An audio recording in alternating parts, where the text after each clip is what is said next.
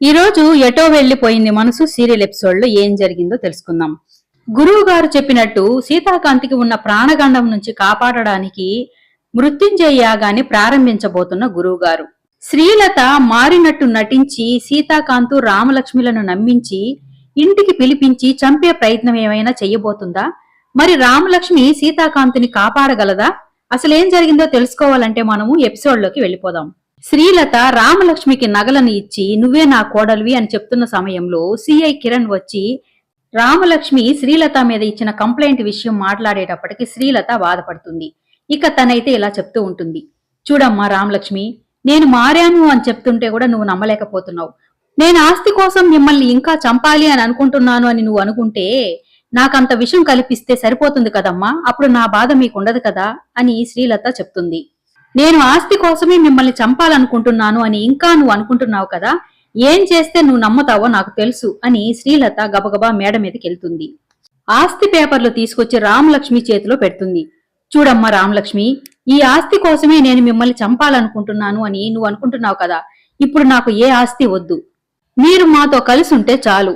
నీకంతగా నమ్మకం కుదరకపోతే నీ దగ్గర పని వాళ్ళగైనా పడి ఉంటాం, నువ్వు ఏ పని చెప్తే ఆ పని చేస్తాం, మాకు అంత అన్నం పెడితే చాలమ్మా అని రామలక్ష్మితో శ్రీలత చెప్తూ ఉంటుంది. ఇక సందీప్ సిరిల్ కూడా మాకు ఏ ఆస్తి వద్దు వదినా, మాతో మీరు కలిసి ఉంటే మాకంతే చాలు అని వాళ్ళు చెప్తారు. సిరి అయితే నాన్న పుట్టే సమయానికి ఇంట్లో అందరూ కలిసి సంతోషంగా ఉండాలి అని ఆశపడ్డాను అన్నయ్య, కాని రామలక్ష్మి వదిన అమ్మని నమ్మడం లేదు, నా ఆశ ఆశగానే ఉండిపోతుందేమో అని భయమేస్తుందని సిరి చెప్తూ ఉంటుంది. ఇక శ్రీలత అయితే సరే రామలక్ష్మి, నా మీద మీకు నమ్మకం కుదరకపోతే నేను నా పిల్లల్ని తీసుకుని ఇంట్లో నుంచి ఎటైనా వెళ్లిపోతాను అని చెప్తూ ఉంటుంది. ఇక సీతాకాంత్ అయితే ఏంటమ్మా మాటలు, అందరూ కలిసి ఉండాలనే కదా మేము ఇక్కడికి వచ్చాము, నువ్వన్నీ మర్చిపో, రామలక్ష్మి మాటలు ఏమీ పట్టించుకోకు, నాకు నీ మీద నమ్మకం ఉందమ్మా, నేను మిమ్మల్ని నమ్ముతున్నాను అని సీతాకాంత్ చెప్తూ ఉంటాడు. రామలక్ష్మి తన చేతిలో ఉన్న ఆస్తి పేపర్లను చూసి ఇలా అనుకుంటూ ఉంటుంది, ఆస్తి కోసమే అత్తయ్య మమ్మల్ని చంపాలి అనుకున్నారు, ఇప్పుడు ఆ ఆస్తి పేపర్లే నా దగ్గర ఇచ్చిందంటే నిజంగా నమ్మాలా, లేక ఇంకేదైనా కొత్త ప్లాన్ వేస్తుందా అని అనుకుంటూ ఉంటుంది. ఇక సీతాకాంత్ అయితే చూడు రామలక్ష్మి, ఇప్పుడు మా అమ్మ మారాను అని ఇంతగా చెప్తున్నా కూడా నువ్వు నమ్మలేకపోతున్నావు, ఇంతకు ముందు జరిగినవన్నీ మనసులో పెట్టుకుని మా అమ్మని మానసికంగా బాధ పెట్టాలి అనుకుంటున్నావు, అలా చేస్తే మాత్రం బాగుండదు, మా అమ్మ అలా బాధపడుతూ ఉంటే నేను చూస్తూ ఎలా ఊరుకోగలను అని అంటూ ఉంటాడు.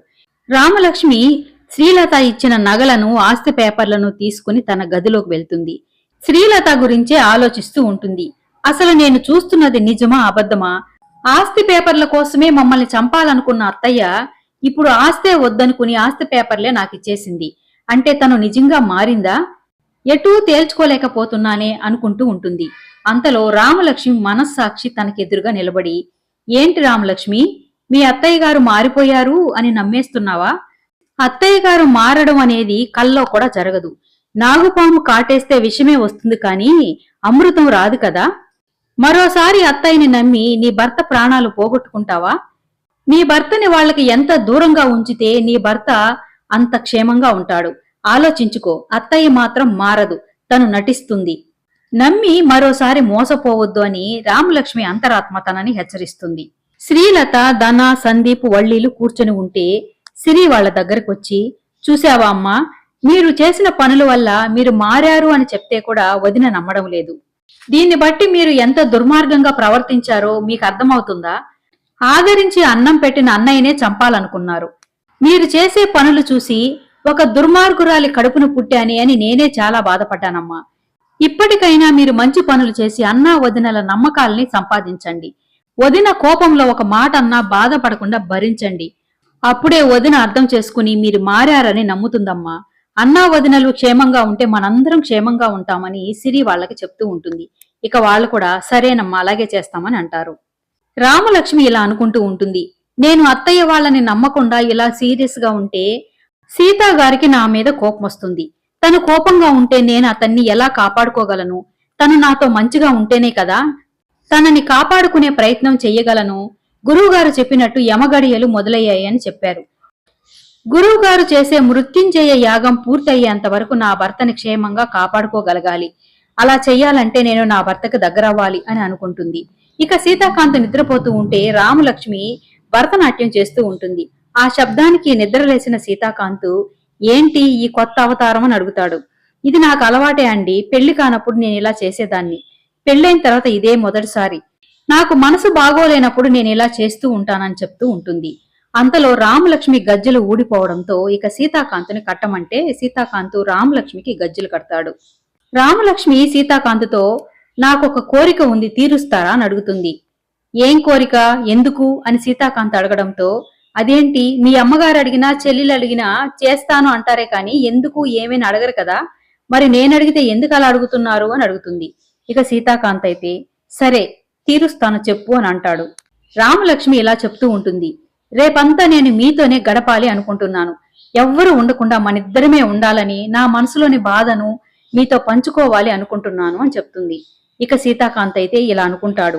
పోనీలే, రామలక్ష్మి మనసు తేలిక పడితే మా వాళ్లతో కలిసిపోతుంది, అమ్మ వాళ్ళని నమ్ముతుంది, తను ప్రశాంతంగా ఉంటే మంచిదే కదా అనుకుని సరే అలాగే అని అంటాడు.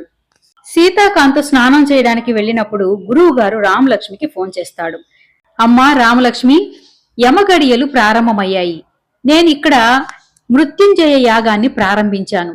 రేపు సాయంత్రం వరకు ఈ యాగం జరుగుతూనే ఉంటుంది. నువ్వు నీ భర్త చాలా జాగ్రత్తగా ఉండాలి. ఎటు నుంచి ఏ ప్రమాదం పొంచి వస్తుందో చెప్పలేము. నీకు కాని నీ భర్తకు కాని ప్రమాదం రావచ్చు. కాబట్టి చాలా జాగ్రత్తగా ఉండాలి అని గురువుగారు చెప్తారు. ఇక రామలక్ష్మి అయితే సరే స్వామి, నా భర్తని కంటికి రెప్పలా కాపాడుకుంటూ ఉంటానని చెప్తూ ఉంటుంది. మరొక పక్క గురువుగారు మృత్యుంజయ యాగాన్ని జరిపిస్తూ ఉంటారు.